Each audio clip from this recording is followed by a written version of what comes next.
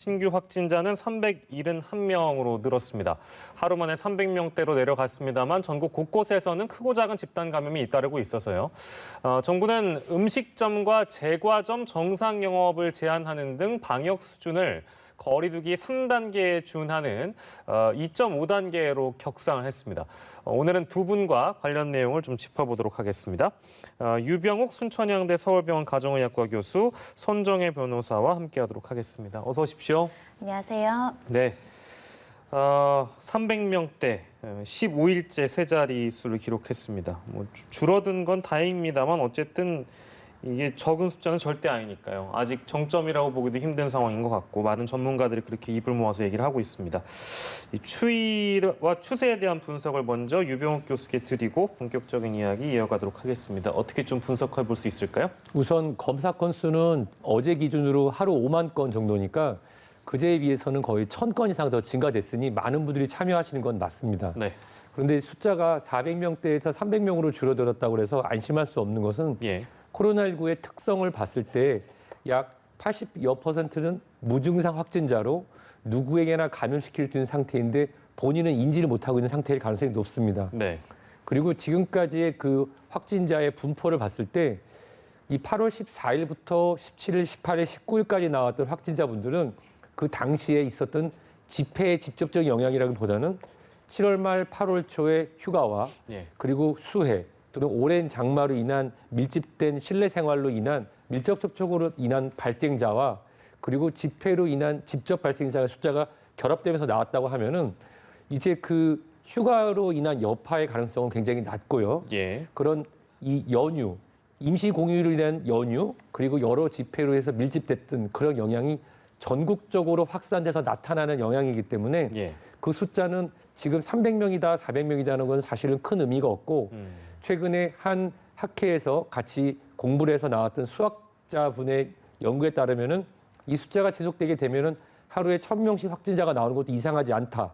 근데 그 이유는 뭐냐면 우리가 지난 14일, 15일, 16일, 17일에 밀접됐다가 헤어졌던 분들이 약 5만 명 정도라고 했을 때 16% 내외만 검사를 받았다. 자발적으로 그렇다고 하면은 검사를 받지 않고 그 본인의 지부이나 지방으로 가셨고 거기서 지속적으로 접촉을 본인이 사회적 거리두기를 시행하지 않고 접촉을 하고 있어서 우리도 모르는 깡깡이 감염을 되고 있다. 현재도 지금 30%라고 보는데 그 이상의 가능성이 높거든요.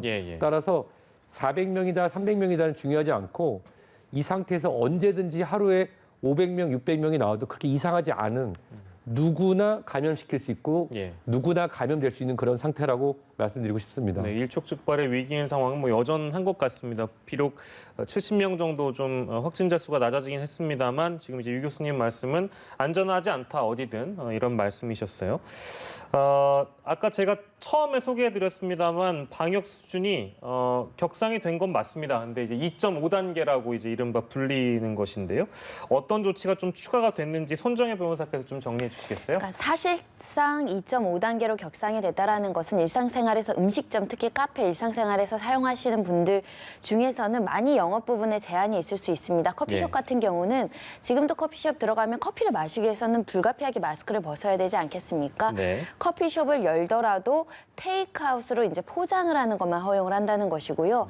음식점도 9시 이후에는 문을 열게 하되 포장만 할 수 있도록 배달만 할 수 있도록 되어 있다라는 것은 사실상 밤늦게까지 술 먹고 그 외식하기는 굉장히 어렵다 이렇게 말씀드릴 수 있고 실내 체육 시설도 모두 영업 제한이 됩니다. 그리고 스터디 카페라든가 학원 같은 경우 이렇게 대면해서 수업하는 것은 원칙적으로 지금 금지시켜 놨기 때문에 좀 강화된 사회적 거리두기가 나왔다라고 보시면 될 것 같고요. 3단계가 이제 마지막 카드로 보이는데 2.5단계에서도 이 문제가 제대로 해결되지 않는다면 더욱더 강화될 것으로 예상이 되는 상황입니다. 수도권 확산세가 여전히 잡히지 않고 있는 상황이기 때문에 일찍이 오늘 오전에 발표에 의하면 2단계 일주일 연장하는 부분과 더불어서 수도권의 학원 그리고 이제 손정혜 변호사가 설명해 주신 수도권에 있는 커피 전문점들 혹은 이제 시간적인 제한을 두고 2.5단계 수준으로 거리두기를 강화한 것 같습니다. 이거 어떻게 좀 평가하세요, 교수님? 이 사회적 거리두기 1단계, 2단계, 3단계에 대해서 우선적으로 예전에 이제 고강도 사회적 거리두기라는 표현도 썼었잖아요. 근데 이 단계가 지금 3단계로만 돼 있는 것에 대해서 전문가 그리고 저도 같은 생각인데 예. 처음부터 세분화하는 과정이 필요했다고 생각합니다.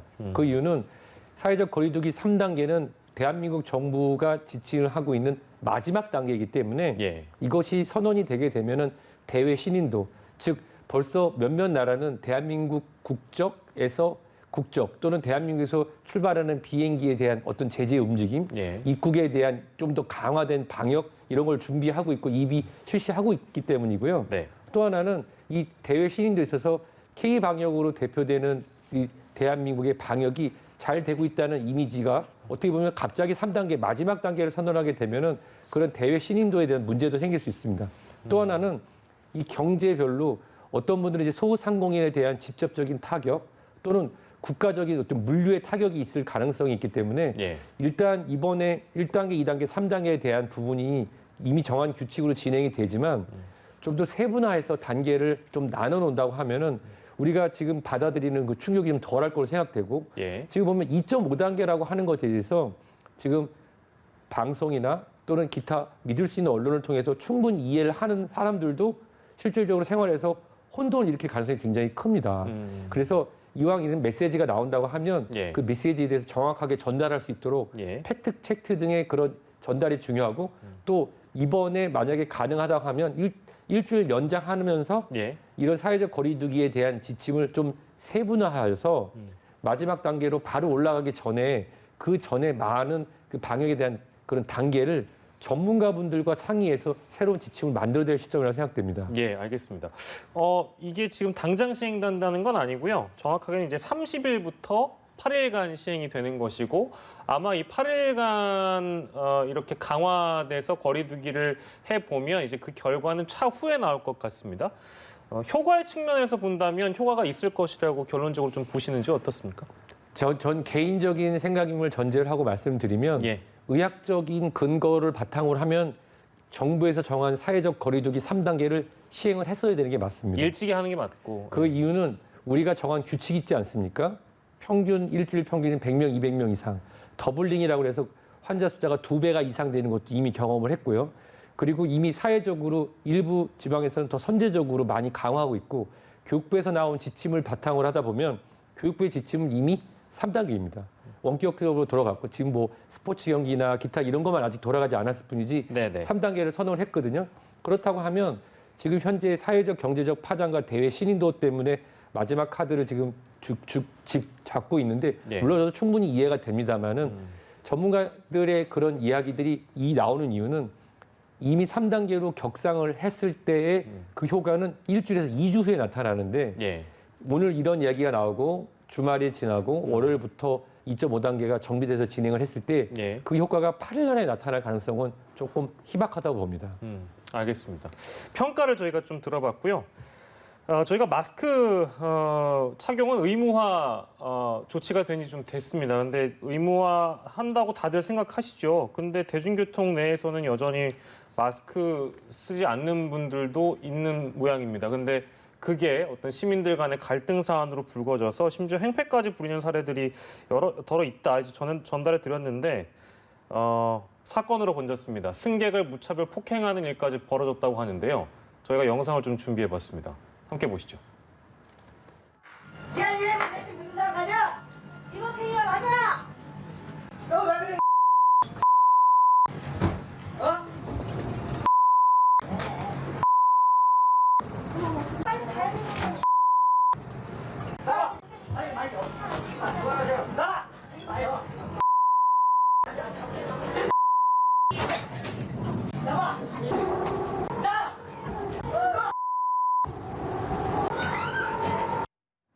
네, 보신 분들 많이 놀라셨을 수도 있겠습니다. 이게 왜 그런지 궁금하실 것 같은데요. 이게 어쩌다가 이런 사건이 발생한 건가요? 지난 27일에 2호선 당산역에서 승객 2명이 앞서 본 난동 부리는 사람이 마스크를 쓰고 있지 않으니까 정중하게 마스크를 써달라고 요청했는데 예. 내가 왜 마스크를 써야 되냐는 취지로 저렇게 난동행위를 하는 모습이고요. 목을 조르기도 하고 슬리퍼로 아예 사람을 때리기도 하고요. 아까 예. 마지막 장면은 우산을 던지는 모습까지 봤습니다.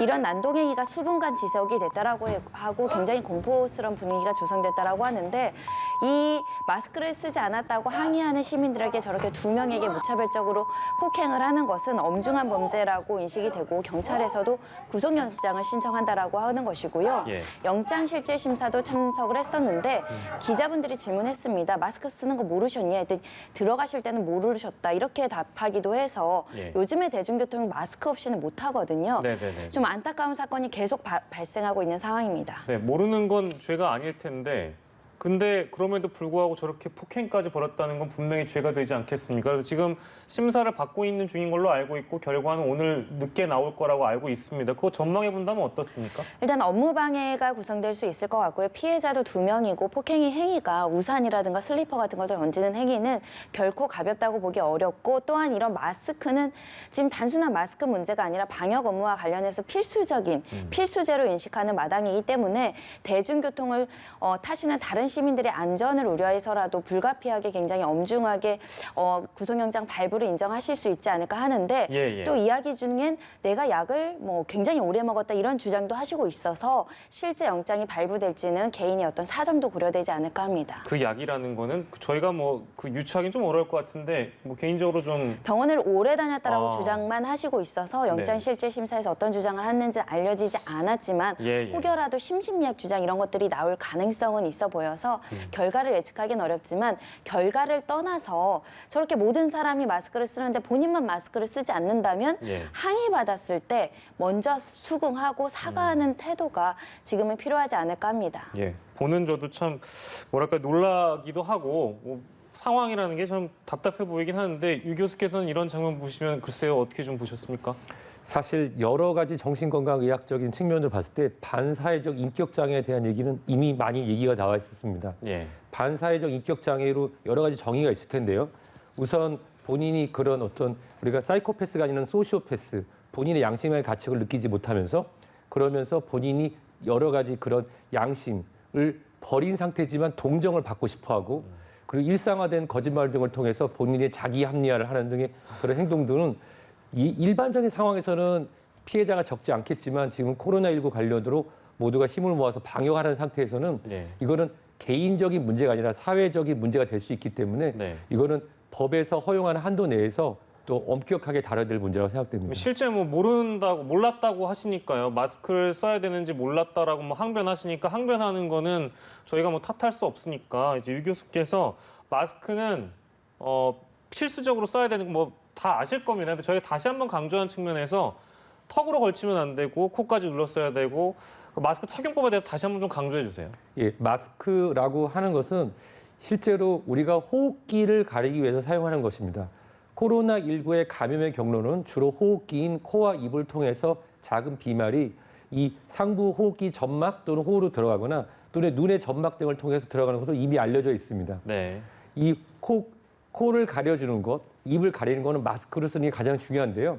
더운 시기고 또 여러 가지 이유로 코를 내놓거나 또는 얼굴에 밀접하지 않은 경우에는 그것이 KF94 또는 N95 같은 높은 방역 마스크를 착용한다 하더라도 제대로 착용하지 않는다고 하면 효과를 보기가 어렵습니다. 네네. 따라서 코를 꼭 가려주시고 얼굴에 밀접하게 돼서 우리가 착용했을 때 옆에 사람과 대할 때 가볍게 숨이 차고 걸을 때 약간 답답한 정도의 호흡을 느낀다고 하면 제대로 착용하신 겁니다. 예.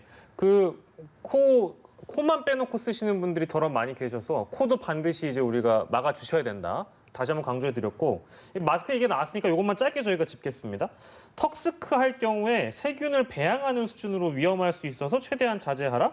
이거 무슨 얘기인가요? 이 보통 턱스크라는 표현을 쓰는 거는 코를 내놓고 입과 또는 턱에 걸고 있는 그런 그렇죠, 상태인데요. 길을 가다 보면은 음료수 등을 마시고 아니면 지인분하고 담소를 나누시느라고 턱에다가 마스크를 하고 입하고 코를 내미는 경우가 있는데 예. 대부분은 숨을 좀 쉬고 싶다 그래서 코만 내놓은 상태입니다. 예, 네. 근데 코로 흡입되는 비말의 양이 입으로 들어가는 것보다 훨씬 더 많다는 연구 결과도 있었고요. 실제로 우리 입과 코에서 나오는 정상 세균청의 그런 세균들이 예. 마스크 윗면, 이 코와 입과 다른 면에서 배양이 될 수 있습니다.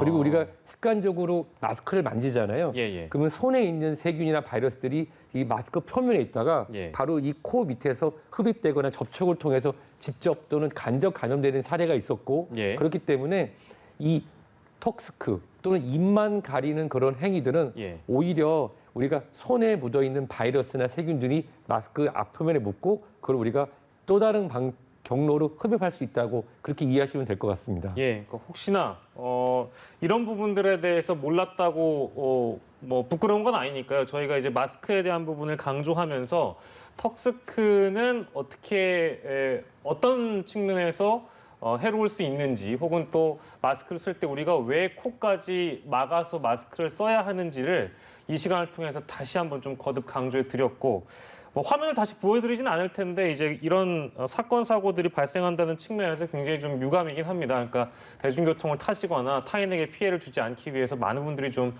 노력을 해주셨으면 좋겠다는 말씀. 뭐 불편하지만 저도 역시 노력하고 있고 많은 분들이 노력을 하고 있습니다. 이런 사건 사고 소식은 좀 전달을 안 해드렸으면 좋겠다는 생각이 좀 드네요. 엘리베이터를 통한 감염에 대한 부분이 좀 제기가 되고 있는 것 같아서 그건 어떻게 보세요? 우선 환기구를 통한 공기 감염의 가능성은 거의 없다가 말씀드리고 싶은 얘기였습니다. 네네네. 환기구를 통한 공기 감염의 가능성에 대해서는 이전에 사르스 때 홍콩에서 이런 아파트 배기관을 통해서 환기구를 통해서 이런 얘기가 있었는데요. 예. 실제로 그런 사례가 발표되기도 했지만 실질적으로 이 코로나 바이러스 무게 자체 때문에 공기 감염은 아주 드물게 정말로 입과 입을 대고 완전 밀집하게 대면한 경우 외에는 거의 어렵다고 보고 예. 비말 감염인데요. 문제는 이제 엘리베이터 하면은 이제 괜한 공포감이 들 수가 있습니다. 네네. 제가 생각하기에는 아마 끝까지 원인을 밝히지 못할 가능성이 높고요. 엘리베이터의 버튼이라든지 이런 경우보다도 예. 또 다른 접촉의 경로가 있었을 가능성이 굉장히 높습니다. 예. 단순히 같은 통로다, 같은 엘리베이터다 이런 부분, 물론 엘리베이터를 누르는 버튼에 있는 바이러스가 내 손 위생을 잘 지키지 않고 그걸 코나 입을 또는 눈을 비벼서 감염될 가능성도 충분히 있지만 예. 많은 숫자가 감염됐다고 하는 것은 또 다른 어떤 접촉점이 있었을 거라 생각되고 그것이 엘리베이터라든지 환기구일 가능성은 낮다라고 말씀드리고 싶습니다. 예. 그러면요, 이게 지금 교수님 심지어 뭐 미스테리라는 표현 저희가 쓰고 있잖아요. 전문가들은 이거 연구 대상이라고 얘기합니다. 가장 가능성이 높은 거는 뭐예요, 그렇다면? 아마 그 근처에 밀집됐던 어떤 그 포인트가 있는데 제가 생각하는 거는 아이들 놀이터나 예. 학원을 통해서 아이들끼리 접촉하고 집으로 들어가서 즉 밀접한 대면 접촉이 있었던 아이들을 통해서 그 아이들 중에 소수가 있고 예. 그 다음에 어른들로 나갈 가능성이 높습니다. 예, 예. 말씀드렸다시피 젊고 건강한 경우에는 증상이 없는 경우가 많거든요. 예, 예. 맨 처음에 증상을 보인 분은 보통 우리가 면역의 구멍이라고 하는 다들 건강한데 한두 분 정도 면역 질환이 있거나 만성 질환이 있거나 고령에서 증상이 있어서 예. 또는 어떤 특정한 그런 집회에 갔다 와서 검사를 받으라서 우연히 검사를 받았다가 역학에 따라서 연결고리를 하다 보면 이렇게 마치 감자를 캐면 감자가 땅속에서 쭉 줄기처럼 따라 올듯이 나타나면서 우리가 미스테리한 표현을 쓰는데 분명히 원인은 있죠. 그런데 그 원인을 우리가 모르니까 깜깜이 감염이라 하고 예. 이런 아파트 단지 내에서 집단을 발병하는 경우 우리가 엘리베이터라든지 어떤 환기구 같은 이런 공포를 조장할 수 있는 그런 것보다는 예. 실제로 면대면 사람이 밀접 접촉해서 가능성이 큰데 그런 경우에는 최근에 사실은 아이들 놀이터 가면 지금은 좀 갑자기 확 줄었지만 예. 마스크를 벗고 아이들이 많이 뛰어놀고 거기 이제 보호자분인 할머니 할아버지 또는 예. 부모님들 같이 계시는 경우도 있었고 또 아이들이 다니는 학원 등에서도 마스크 쓰기라든지 개인 방역이 지켜지지 않은 경우에 확실한 연결고리가 있는데 이 부분은 이제 앞으로 밝혀질 거라고 생각됩니다. 예, 알겠습니다. 환기구는 어렵다. 하지만 엘리베이터 쪽을 좀 주시하고 있지만 또 다른 가능성을 이제 유 교수께서 제시해 주셨어요. 자, 다른 얘기 해보겠습니다. 사랑제일교회 광화문 집회를 고리로 한 전국적인 감염이 지금 이루어지고 있는 상황인데 그런데요, 지금 이쪽에 비상대책위원회도 있고요. 사랑제일교회 쪽에 그리고 사랑제일교회 변호인단이 오히려 기자회견 열어서 본인들은 이제 피해자다. 문재인 대통령을 상대로 법적 대응하겠다 이렇게 밝혀가지고요. 아무튼 뭐 시선이 쏠리고 있는데 글쎄요, 대중적으로는 곱지 않은 시선이 쏠리고 있는 것 같습니다. 이렇게 이런 태도를 지속하는 이유는 뭐라고 봐야 될까요, 손 변호사님? 일단은 변호인단이 정부를 규탄하면서 기자회견을 통해서 주장했던 것은 문재인 대통령이 죄인처럼 낙인을 찍었기 때문에 정신적 고통을 받아서 변호인단을 모집해서 집단 소송을 제기하겠다. 예. 이 소송이라는 것은 정신적 손해에 대한 위자료 청구를 하겠다라는 주장이고요. 예. 집회 참여자들에게 집회를 할 것 말 것인지에 대해서 우리가 참석하지 말라고 강요할 권리는 없다. 자유롭게 결정한 것인데 마치 교회 측의 모든 것을 전가하는 것은 부당하다는 주장입니다. 일견 어떻게 보면 감염 자체가 감염된 것만으로 잘못이라고 해드릴 수는 없지만 예. 문제는 감염병 관리와 관련해서 소홀한 부분이 있거나 지금도 네. 방역 업무에 협조하지 않고 일부 교원들 같은 경우는 지금 검사를 받지 않거나 연락을 두절하고 있는 상황이라고 하는 상황 아니겠습니까? 예. 질병이 들린 것 자체를 비난하는 것이 아니라 더 확산하기 위해서 확산을 막기 위해서 할 수 있는 조치를 해야 됨에도 불구하고 하지 않는 부분을 지금 국민들이 질타하고 문재인 대통령이 질타했다라고 받아주시면 어떨까 생각이 들고요. 예. 일단 중수본에서도 명단이 이제 지자체로 송부되고 있는데 진단검사를 시행해야 된다. 정확한 명단 그리고 자발적인 검사가 필요한 시점이라고 밝히고 있습니다. 네, 저는 이게 좀 놀라운 게 그 추산으로만 거의 한 5만 명 정도 지금 추산을 하고 있는데 아까 잠깐 비율 이제 유 교수께서 언급해 주신 대로 16%, 약 17%인데 그게 한 8천 명밖에 안 되더라고요. 그러니까 나머지가 지금 진단 검사를 다 못 받고 있는 혹은 안 받고 있는 뭐 그런 정황들이 나오고 있습니다.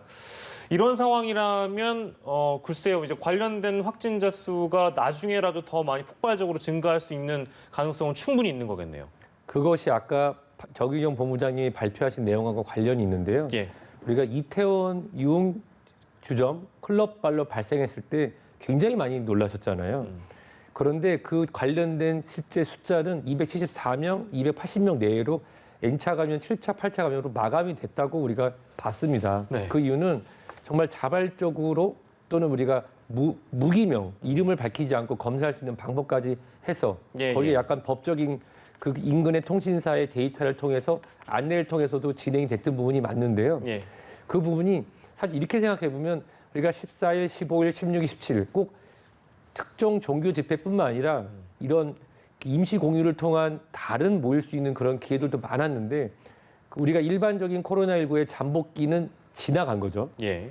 약간 알려진 5일, 7일, 14일 지나갔지만 문제는 증상이 없었던 분 중에 자발적으로 지난주 금요일까지 일주일 전인데 네. 검사를 안 한 상태에서 끝까지 다행이네, 나는 아무렇지도 않네, 검사를 안 받았네. 그리고 얼마 지나면 실제로 검사에도 음성이 나오겠지만 예.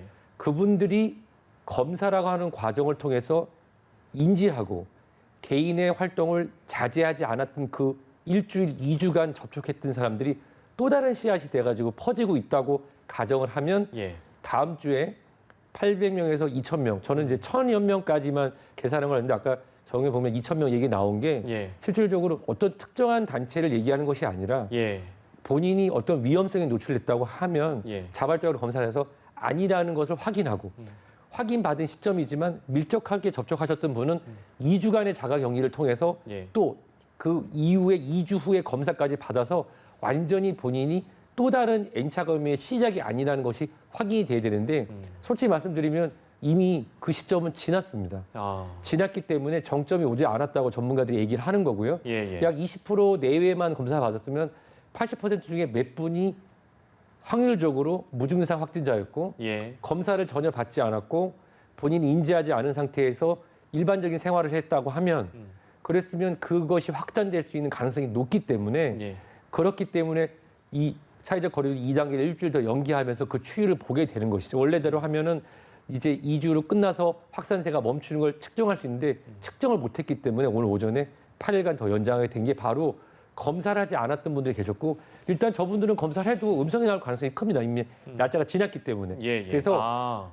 연결고리가 됐다고 판단되시는 분들은 그분들의 지인들이 지금 그 5분의 지금 3분의 2 미검사 80%까지 검사받지 않은 분들 그 당사자뿐만 아니라 예. 그분들이 의심되는 분들에게 검사를 받으시라고 얘기를 해줬으면 좋겠습니다. 예, 제발 부탁드리겠습니다. 상황이 이렇게 심각하다는 말씀 다시 한번 강조해 주셨고 아까 방대본 브리핑에서 나왔습니다만 교회 관련된 얘기 저희가 잠깐 하려고 하는데요. 먼저 대통령의 발언을 저희가 준비했는데요. 이 발언을 듣고 다시 돌아오겠습니다. 신앙을 생명같이 여기는 이들에게는 종교의 자유라고 하는 것은 목숨과 바꿀 수 없는 가치라고 봅니다. 대책이 없이 교회 문을 닫고 예배를 비대면 온라인 예배를 지속할 수 없다고 하는 것이 오늘의 교회의 또 현실입니다. 정부 관계자들께서 교회와 사찰, 성당 같은 종교단체를 영업장이나 사업장 취급을 하지 않았으면 좋겠습니다. 예, 잠깐 진행상 제가 착각을 했네요. 대통령의 발언이 아니라 한교총 회장의 발언인데 대통령께서는 이례적으로 이제 교회에 대해서 강경한 발언을 좀 쏟아냈는데 그 이후에 이제 한교총 회장께서 이런 얘기를 한 것입니다. 대면 예배를 취소할 수 없다라는 입장을 좀 고수했는데 이건 근데 사실 좀 문제입니다. 뭐 종교적 자유라는 것이 굉장히 목숨과도 같은 것이라고 강조를 했습니다만 지금 이제 방역적 측면에서는 대면 예배라는 것이 어떠한 피해를 낳을 수 있는지에 대한 가능성을 누차 강조하고 있거든요. 그렇기 때문에 근본적으로 제재할 방안이 필요하다 이런 목소리가 나오고 있는데 방안이 있을까요?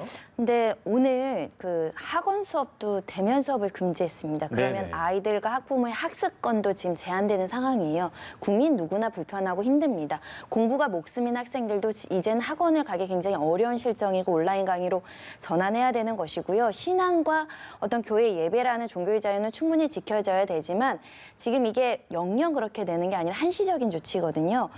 이 사태가 좀 잦아들 때까지만 대면 예배를 금지하고 또 다른 수단인 온라인 예배를 드리거나 방송을 통해서 예배를 드리는 분들이 있습니다. 이런 차선책을 좀 선택해 주시면 어떨까 생각이 들고요. 네. 이 불가피한 측면에 대해서 교회가 적극적으로 좀 협조해 주시길 바라고 만약에 교인들이 이런 희생을 감수하면서까지 이 사회적 거리두기에 동참하신다고 한다면 많은 분들이 감사해하고 고마워할 겁니다. 그런 측면을 조금 고려를 해주셔야 되지 않을까 생각이 드는데요. 이것이 이제 도의적인 문제를 떠나서 이제는 행정명령이 나와 있는 상황이기 때문에 만약에 대면 예배를 강행해야 할 경우에는 각자 300만 원 이하의 벌금까지 처해질 수 있다. 예. 그럼 각자의 교인들의 신앙의 자유를 보장하게 하기 위해서 고발 조치 당하고 처벌되는 것을 또 교회가 묵인하고 방조할 것이냐 이런 문제도 남아있기 때문에 네. 당장 일주일, 당장 2주일 정도는 조금 대면 예배를 어떻게든 온라인으로 전환을 하시고 예. 그다음에 추이를 봐서 또다시 다른 방안을 강구하시면 어떨까 하는 생각을 하고 있습니다. 예,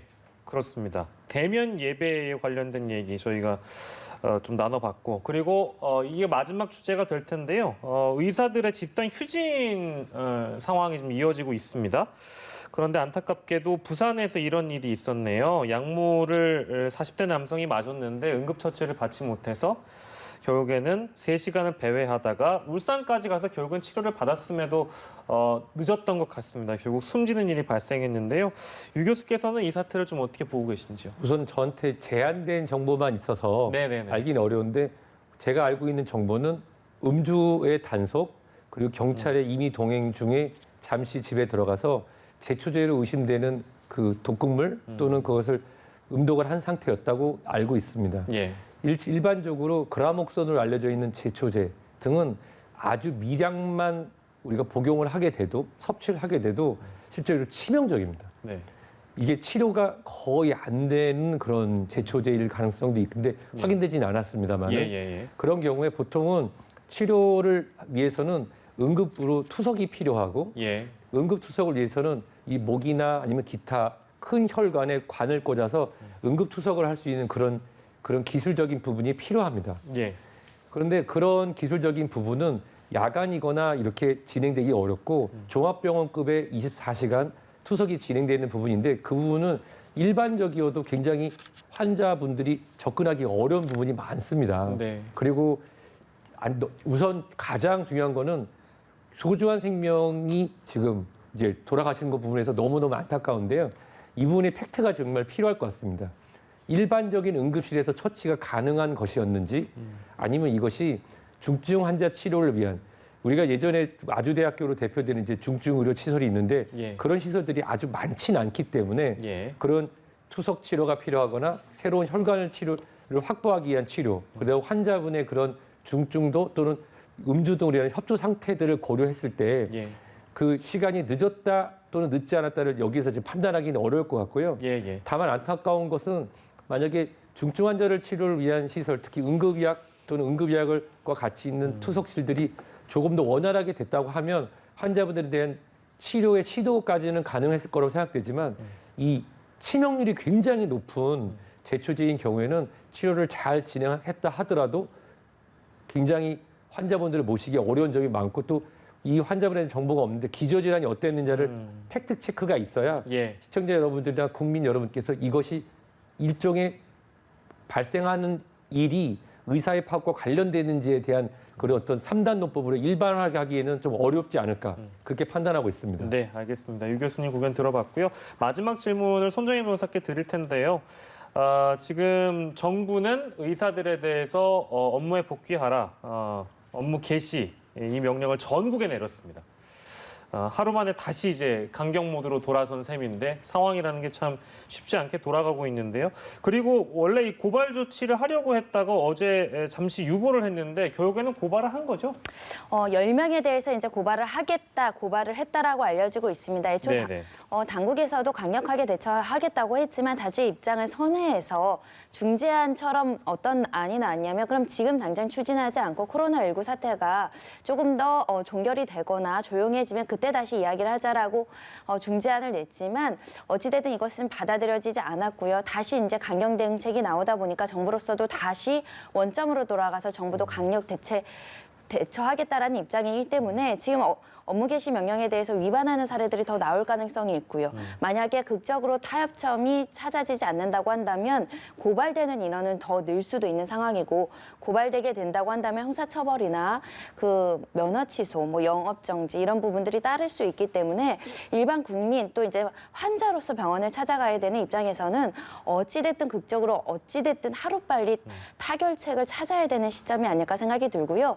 강과 강보다는 유연하게 문제를 해결하는 방법 중에는 시간을 좀 보는 것도 필요할 수 있거든요. 주말 사이에 조금 기대를 해보는 측면이 있습니다. 네, 알겠습니다. 그 말씀까지 들으면서요. 코로나19 상황 두 분과 함께 짚어봤는데요. 우리 순천향대 서울병원 가정의학과 교수 유 교수를 보내드리고 다음 이슈는 손정혜 변호사와 더 이어가도록 하겠습니다. 교수님 고맙습니다.